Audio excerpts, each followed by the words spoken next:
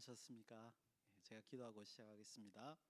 참으로 고마우신 아버지 하나님 은혜를 감사합니다. 오늘도 이렇게 우리를 불러 모아 주시고 하나님 앞에 나와 기도하며 찬양하며 하나님의 말씀을 들을 수 있도록 인도하여 주심을 감사드립니다. 아버지 하나님 은혜 베풀어 주시옵소서.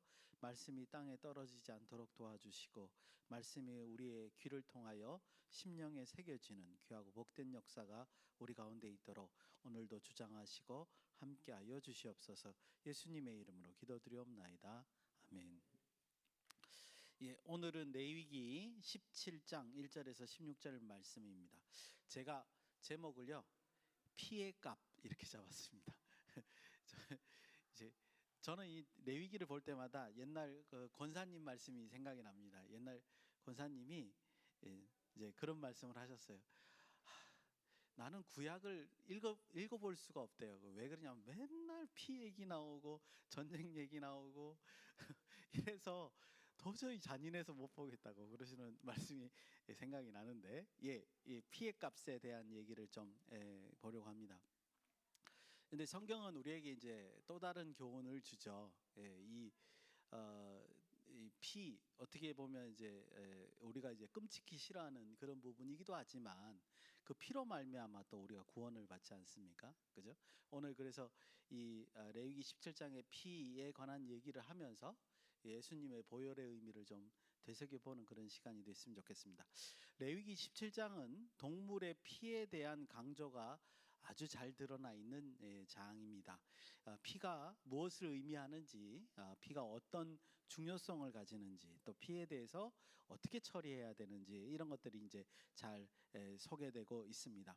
그래서 우리는 이제 몇 가지 기본적인 이 본문을 통해서 이제 추론해 볼 수 있는 것들이 있죠. 이런 것을 우리가 알아야 됩니다. 그래야지만 사실은 레위기를 이해할 수 있고 그다음에 레위기에서부터 시작해서 신약 성경까지 이어지는 내용들을 우리가 이해해 볼 수 있죠. 한번 그렇게 생각하지 않으십니까? 모르겠습니다. 저는 이제 그 모태신앙이 아니고요. 저는 27살 때부터 이제 예수님을 알게 됐습니다. 그러니까 안 믿다가 믿게 되니까 이제 그런 의문이 드는 거죠. 이제 나이가 들어서 이제 복음을 받아들이니까 왜 꼭 피가 우리의 구원을 이루어야 되나 이런 생각을 하는 거죠. 그 피가 우리가 그렇게 친근하지는 않잖아요. 그렇죠? 그래서 그런 것들을 이제 좀 생각해 보는 이게 무슨 의미인가? 왜 하나님께서는 이렇게 하셨는가? 이런 제사도 마찬가지고 예수님의 보혈도 마찬가지고 그래서 이제 그런 것들을 좀 우리가 이해하고 있어야 되는 거죠. 오늘 목사님 설교 말씀 가운데서도 똑같이 이렇게 말씀을 하셨는데 말씀을 이해해야지, 그죠? 우리의 삶의 어떤 방향성이 되고 그렇지 않겠습니까? 그래서 이제 몇 가지 추론을 한번 해보면요. 첫째는 동물의 피에 대해서 오늘 본문을 읽기 전에 미리 이제 선지식을 드리는 겁니다. 피에 대해서 특별한 규정을 두고 있다는 것은 당연히 사람의 피에 대해서는 따져볼 것 없다는 거죠.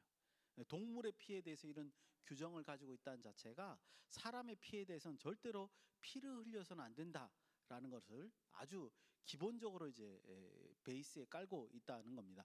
물론 창세기 9장 6절에 이미 엄중한 경고가 있습니다. 다른 사람의 피를 흘리면 그 사람의 피도 흘릴 것이니. 그 다음에 이제 우리는 그 이유가 중요하죠. 이는 왜냐하면 하나님이 자기 형상대로 사람을 지으셨습니다. 그러니까 왜 우리가 사람을 해하거나 피를 흘리게 하면 안 되느냐? 그 사람이 하나님의 형상으로 지은 자이기 때문에 그렇다는 겁니다. 이게 굉장히 중요합니다. 그래서 이제 이걸 우리가 이제 기본적으로 이렇게 부르죠. 동해복수법이라고 그러죠. 눈에는 눈, 생명은 생명. 그죠? 그러니까 너가 피를 흘리면 너도 피를 흘려야 된다. 이런 개념으로 우리가 얘기를 하는데 이런 무서운 무시무시한 이제 말씀은요. 절대로 복수를 하기 위한 말씀이 아닙니다. 이것은 오히려 반대로 그 악행을 저지하는 역할을 하는 거죠. 그러니까 네가 만약에 남에게 뭐 어디 부위를 상하게 하면 너도 똑같이 상하게 된다. 그러면 뭐예요? 실수라도 그것을 상하게 하면 안 된다는 거예요. 하나님의 형상을 가진 자에게 함부로 하면 안 된다는 걸 잘 이렇게 보여주고 있다는 거죠. 그래서 이거는 방지 차원에서 이 동해복수법을 이제 하는 거죠. 그리고 또 이런 것도 있습니다. 만약에 복수를 하려고 그래도 한계가 딱 정해져 있죠. 그러니까 더 많이 복수할 수 없습니다. 그게 이제 최소한의 그 악을 그 방지하는 그런 법으로 우리는 이해해 볼 수 있습니다. 그래서 동물의 피에 대한 어떤 규례를 우리가 살펴보면서 절대로 하나님의 형상을 가진 자에 대해서 피를 흘리면 안 된다. 이거는 분명히 이제 이해할 수 있죠. 두 번째는 조금 더 다른 각도로 이해해 보면 이 동물의 피에 대한 규정은 고기를 섭취하는 데에 대한 특별한 규정이 있다는 것을 이제 말해주고 있죠. 그죠? 우리가 이제 또 고기를 이제 먹게 되니까 동물을 잡게 되고 그렇게 됐을 때 이제 그 규정을 여기에서 적어놓은 것이다. 이렇게 여러분들이 이해할 수 있습니다. 그래서 상식적이고 뭐 당연한 얘기겠습니다만 절대로 재미로 함부로 동물을 사냥하거나 해를 가면 안 되는 겁니다. 이런 것들이 이제 기본에 깔려 있는 법이라는 거죠. 오늘 이 레위기 17장을 통해서 이제 그런 것을 이제 알 수 있습니다. 또 이렇게도 말씀드릴 수 있어요. 동물의 생명이라도 하나님은 굉장히 귀히 여기신다는 것을 우리가 느낄 수 있는 거죠. 법을 통해서.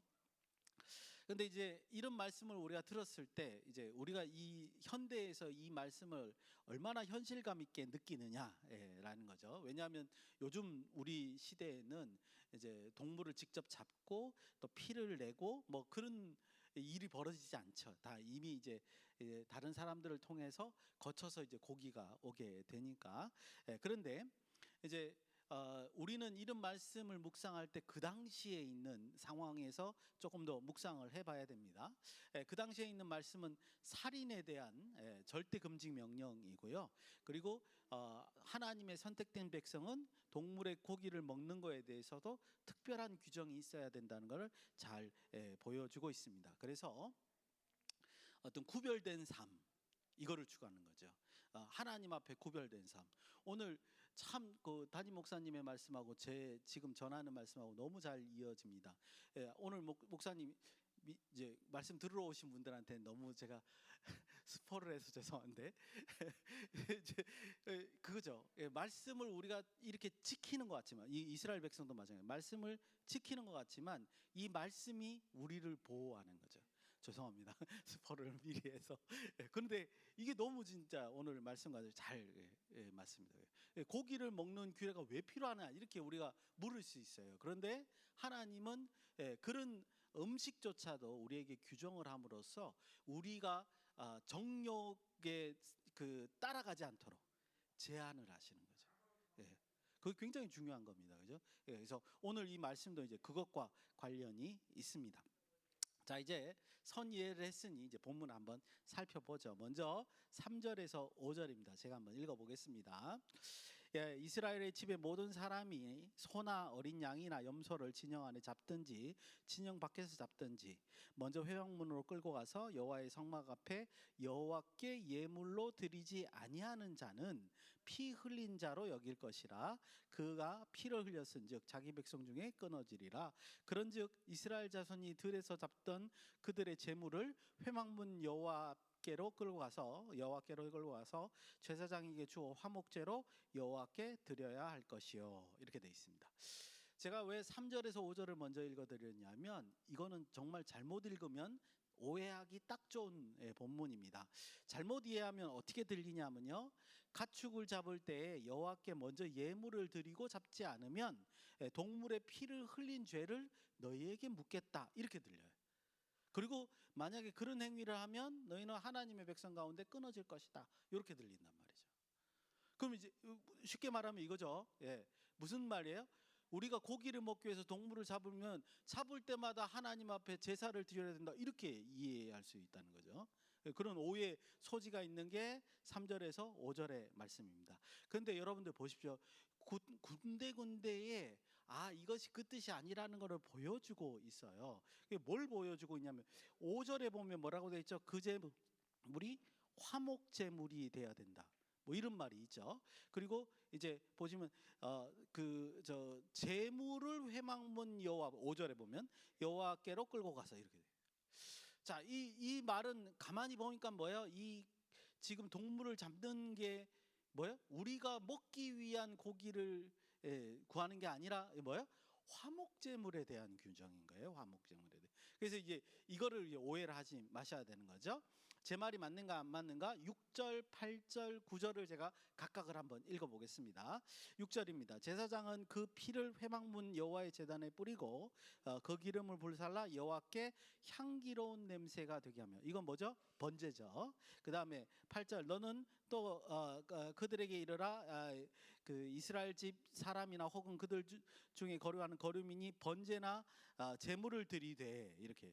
그러니까 지금 보세요. 아니 앞에 고기를 그 저기 짐승을 잡을 때마다 요 앞에 그 제물을 드려라 이런 얘기가 있는데 6절 지금 8절 제가 읽었는데 제사와 관련된 용어들이 이렇게 등장을 하잖아요. 그죠? 9절 또 읽겠습니다. 회막문으로 가져 여호와께 드리지 아니하면 그는 백성 중에 끊어지라. 아니 뭐 고기를 먹어야 되는데 왜 이렇게 고기 먹을 때마다 제사를 지냐? 그게 아니고요. 지금 여기 3절부터 시작해서 9절까지의 내용은 무슨 내용이에요? 예, 화목 제사를 드릴 때의 규정이라는 거죠. 왜냐하면 아시잖아요. 5대 제사자 가운데 화목 제사는 유일하게 제사를 드리는 자가 고기를 가져와서 먹을 수 있는 제사입니다. 그러니까 그런 화목제를 드릴 때, 그러니까 동물을 잡을 때 첫 번째 케이스로 뭐를 설명하냐면 그 제사와 관련된 화목 제사를 통해 고기를 먹으려고 할 때를 먼저 얘기하는 거예요. 그럴 때는 너희가 먼저 잡아서 피해 처리를 하지 말고 누구한테 끌고 가라는 거예요? 제사장에게 끌고 가서 그 규례대로 제사장이 피해 처리를 잘 하니까 그 사람한테 맡겨서 피를 처리해라. 율법대로 고기를 잡아라. 이런 얘기를 지금 여기다 하고 있는 것이다. 이런 겁니다. 즉 3절에서 9절의 내용은요. 일반적으로 고기를 먹고 싶어서 동물을 잡는 경우가 아니에요. 그 말을 하는 게 아니라 화목 제사에 대해서 그때도 이제 이스라엘 백성들이 고기를 먹을 수 있으니까 그죠? 예. 그랬을 때 쉽게 말 요즘 말로 종합해서 말씀드리면 전문가한테 맡겨라. 제사장이라고 하는 피 처리 전문가한테 맡기지 너희가 함부로 잡아서 피를 그 규정대로 않고 니들 임의대로 처리하지 말아라. 그런 것은 제사가 아니다. 라는 것을 지금 여기서 잘 보여주고 있다. 이렇게 말씀드릴 수 있습니다. 자, 그러면 이제 우리가 말씀드린 대로 우리가 고기를 먹고 싶어요. 그래서 이제 소나 이제 양이나 이런 것들을 잡고 싶어요. 그러면 그건 어디에 나오느냐? 예, 10절부터 등장하고 있는 것을 볼 수 있습니다. 10절, 13절 역시 제가 한번 읽어보겠습니다. 10절입니다. 이스라엘 집 사람이나 그들 중에 거류하는 거류민 중에서 무슨 피든지 먹는 자가 있으면 내가 그 피를 먹는 그 사람에게는 내 얼굴에 대하여 그 백성 중에서 끊으리니. 13절 모든 이스라엘 자손이나 그들 중에 거류하는 거류민이 먹을 만한 짐승이나 새를 사냥하여 잡거든 그것을 피 흘리고 흙으로 덮을지니. 자, 그쵸? 그러니까 앞에 거를 먼저 피 처리 부분에 대한 얘기들을 제사장에게 맡겨라 하는 걸 이해하고 나니까 10절 이하에 있는 내용들이 요거는 본인들이 피를 처리하네, 그죠? 이런 거를 알 수 있고, 특별히 제가 처음에 말씀드린 것처럼 17장은 동물을 잡을 때의 피 처리에 대해서 굉장히 관심을 기울이고 주의 깊게 설명하고 있는 겁니다. 지금 어떻게 하라고 돼 있죠? 10절, 13절에 보니까 뭐라고 돼 있죠? 동물을 잡아서 그 이제 고기를 먹고자 할 때 피는 어떻게 하라는 거예요? 먹지 말라는 거예요. 피를 다 쏟아가지고 그 피를 먹지 말고 피를 빼고 난 다음에 고기를 먹어라. 이렇게 명령하고 있는 겁니다. 그게 이제 굉장히 중요한 내용이죠. 그래서 신명기 12장 15절에서 25절 뭐 이런 내용들을 보거나 그런 내용들을 보면 이런 내용이 이제 저희가 지금 해석하는 게 맞다라는 걸 우리가 알 수 있는 것을 볼 수 있습니다. 자, 그러니까 하나님께서 뭐라고 지금 말씀하시는 거야? 피는 먹지 말아라. 지금 이렇게 이제 얘기를 하는 겁니다. 자, 이제 마지막으로 우리가 조금 이해할 것은 뭐냐면 이 본문에서 왜 그러면 하나님께서는 피를 먹지 말라고 하셨는가? 이것만 이해하면 이제 전반적인 이 17장을 통해서 우리가 동물을 잡을 때 이제 피 처리와 그 이유를 우리가 좀 이해할 수 있을 것 같습니다. 11절과 14절입니다. 역시 이거 한번 같이 읽어볼까요? 11절 우리 한번 같이 읽어보겠습니다. 시작. 육체의 생명은 피에 있음이라. 내가 이 피를 너희에게 주어 제단에 뿌려 너희의 생명을 위하여 속죄하게 하였나니 생명이 피에 있으므로 피가 죄를 속하느니라. 아멘. 그죠? 예. 이유가 뭐냐면 피가 곧 생명이라는 거죠. 그리고 너희들의 죄를 속하기 위해서 동물의 생명을 사용하였다라고 지금 얘기하고 있는 겁니다. 그래서 피채 먹으면 안 된다고 지금 얘기한 거죠. 왜냐하면 그러면 생명을 취하게 되는 거니까. 예. 하나님께서는 이 생명을 취하는 것에 대해서 굉장히 금기시하고 있는 것을 우리가 딱 볼 수 있죠. 14절입니다. 또 같이 읽겠습니다. 시작. 모든 생물은 그 피가 생명과 일체라. 그러므로 내가 이스라엘 자손에게 이르기를 너희는 어떤 육체의 피든지 먹지 말라 하였나니 모든 육체의 생명은 그것의 피인즉 그 피를 먹는 자는 모든 자는 끊어지리라. 아멘. 이렇게 이제 되어 있습니다. 그래서 피가 생명이기 때문에 그걸 함부로 취하지 말라. 생명을 함부로 해하지 말라라고 지금 표현한 겁니다. 그러니까 여러분들 그래서 성경을 읽을 때 잘 이해하셔야 돼요. 우리가 고기는 먹을 수 있습니다. 그렇죠? 예. 그는 이제 창세기 9장 이후로부터 고기를 취할 수 있게끔 돼 있습니다. 그건 아마 이제 환경이 변해서 그 환경에 따라서 우리가 생존할 때 이제 땅에서 자라는 식물로만은 불가능하기 때문에 이제 우리에게 고기를 허락하신 게 아닌가 그렇게 생각이 돼요. 왜냐하면 창세기 9장에 보면 추위와 뭐 그죠? 이렇게 그런 이제 환경에 대한 말씀이 있고 그 다음에 동물을 이제 우리에게 먹잇감으로 주시는 내용들이 포함이 되어 있기 때문에 그렇게 우리가 연상해 볼 수 있습니다. 그렇지만 동물의 고기를 먹을 수 있되 피는 취하지 말래요. 피는 생명이다. 이렇게 지금 설명하고 있고 이것이 이제 제사와 관련을 해서 동물의 생명으로 우리의 죄값을 산다라는 개념으로 이제 하나님께서 우리에게 이해를 시키는 것을 볼 수 있습니다. 이게 무엇과 관련인지 우리 조금만 더 이제 그 신학적인 묵상을 한번 해봐야 될 것 같습니다. 첫 번째는 뭐냐면요, 하나님과 이스라엘이 언약을 맺을 때 피의 언약을 맺었죠. 요거가 무엇인가를 이해할 수 있습니다. 아까 말씀드린 피가 뭐예요? 생명이잖아요. 즉 하나님과 이스라엘 백성이 피의 언약을 맺었다는 거. 여러분도 아시죠? 그 언약 맺을 때 피 백성들에게 뿌리고 하나님을 대표하는 제단에다 뿌리고 그랬잖아요. 그죠? 그래서 피의 언약을 맺었어요. 피의 언약이 뭐냐? 이거 누구든지 언약을 깨는 자는 뭐예요? 그 생명으로 갚아야 된다는 뜻이에요. 그게 피의 언약은 그런 뜻이란 말이에요. 언약을 깨는 당사자가 생명을 내놔야 된다라는 의미입니다. 그러면 이제 큰일 났어요. 그죠? 그냥 언약을 안 지키면 이제 죽는 거니까. 그죠? 생명을 내놔야 되니까 큰일 나죠. 그런데 그건 우리 생각이에요. 사실은 이 언약이 누가 손해냐면 절대자이신 하나님이 손해인 거예요. 그렇지 않습니까? 내가 만든 피조물과 나하고 언약을 맺는데 이 만든 창조자가 뭐예요? 생명을 걸고 지금 피조물하고 언약을 한 거니까 손해는 누가 손해예요? 하나님이 손해인 거죠. 차라리 피조물을 없애고 다시 만들면 되죠. 굳이 왜 언약을 할 필요가 있냐. 그렇죠. 그런데도 불구하고 하나님은 이런 불리한 언약을 우리에게 하신 거예요. 여러분들 그 점을 아셔야 돼요. 그래서 처음에 구약할 때는 모르다가 신약에 와서 딱 보니까 그 목숨값이 뭐예요? 예수님의 목숨값인 걸 알게 되는 거예요. 하나님의 백성들이 죄를 지으니까 그 죄의 값을 누구로 대신한 거라고요? 하나님이 대신한 거예요. 이런 말도 안 되는 일이 벌어졌다는 겁니다. 그래서라도 하나님의 목숨값으로 대신하셔라도 하나님께서는 우리를 구원하고 싶으신 거예요. 여러분들 이게 예수님의 보혈의 값이라는 거죠. 그죠? 둘째입니다.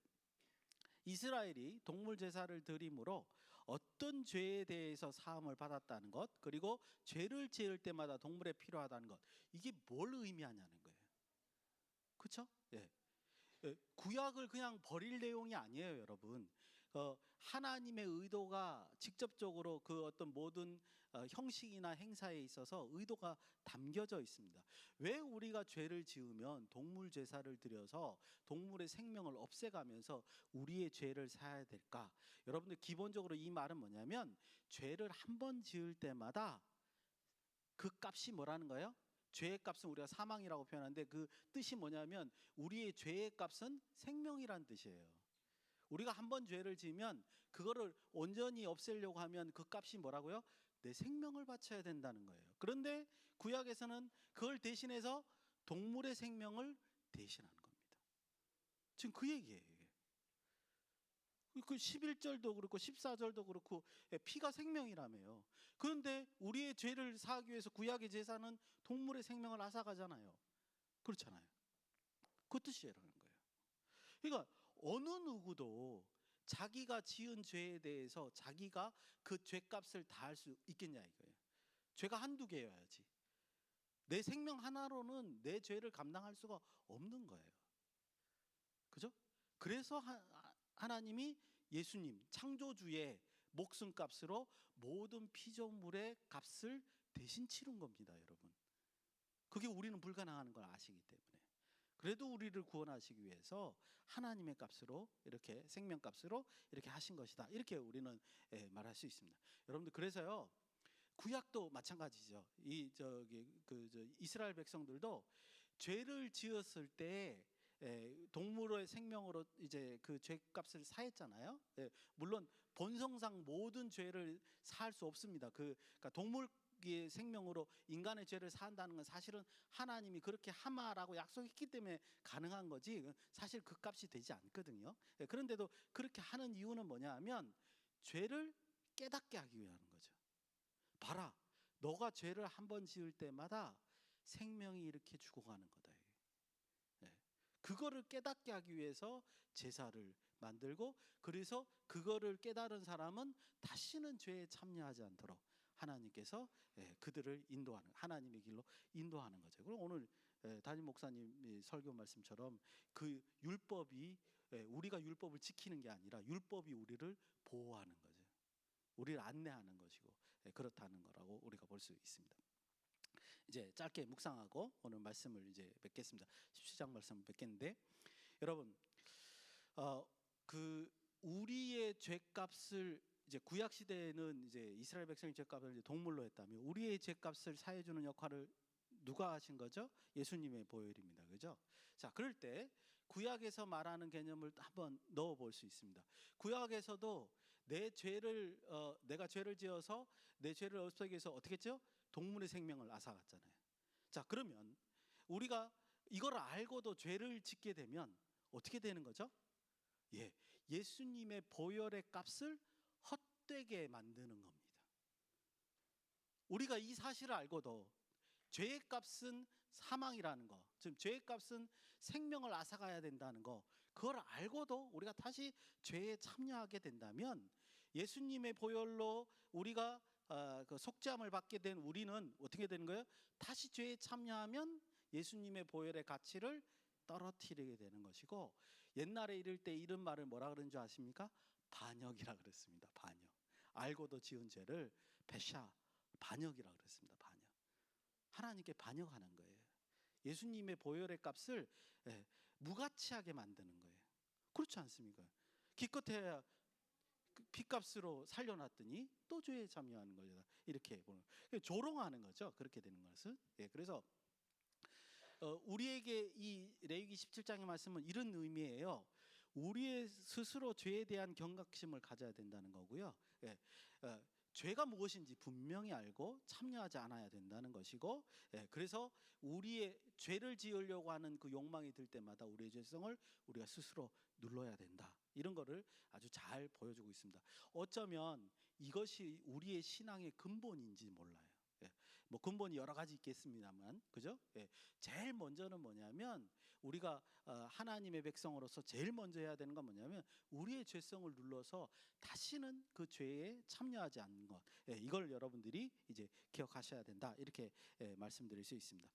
여러분 다시 한 가지만 더 말씀을 드리면 아주 원리는 어쩌면 굉장히 단순해요. 이 17장에 있는 원리를 우리가 단순하게 받아들이면 이거예요. 우리의 죄 하나당 그 값은 뭐예요? 우리의 생명이라는 거죠. 우리가 10번 죄어지면 우리가 10번 죽어야 되는 거예요, 원래는. 그죠? 근데 우리가 한 번 죽으면 끝이니까 그 10번의 죄를 다 사할 수가 없죠. 근데 하나님께서는 왜 우리에게 우리의 죄값을 바로 물으셔서 그냥 우리를 죽이시고 소멸하시면 되지, 왜 예수님을 보내서 예수님의 보혈을 흘리셔서 우리를 구원하게 하셨느냐, 이거를 레위기 17장을 통해서 우리가 느낄 수 있죠. 왜 그러신 거죠? 정말 우리에게 긍휼을 먼저 베푸신 겁니다. 그리고 하나님의 은혜와 안식을 우리에게 누리게 하시는 겁니다. 이런 감격이 기본적으로 주일날 우리에게 있어야 돼요. 그리고 또 하나 뭐냐면 우리에게 생명을 살리시고 뭐예요? 사명을 맡기셨죠. 그래서 다른 피조물들도 이러한 하나님의 사랑과 은혜에 참여할 수 있도록, 동참할 수 있도록 그런 사명을 허락하신 거고, 그래서 예수님께서 그 보혈을 흘리시고 우리가 이렇게 모여서 하나님의 일들을 감당하는 것이다. 여러분들 이렇게 생각을 하셔야 됩니다. 만약에 이르지 않고 이거를 모르고 다시 한번 우리가 죄에 참여하게 된다는 것은 아까 말씀드린 대로 하나님을 조롱하는 것이요, 예수 그리스도의 보혈의 값을 아주 값없게 떨어뜨리는 그런 행위다, 이렇게 말씀드릴 수 있습니다. 한 주간 우리의 죄성을 바라보며 누르고 하나님께 영광을 돌리시는 저와 여러분 되시길 예수님의 이름으로 축원드립니다. 기도하시겠습니다. 고마우신 아버지 하나님, 은혜를 감사드립니다.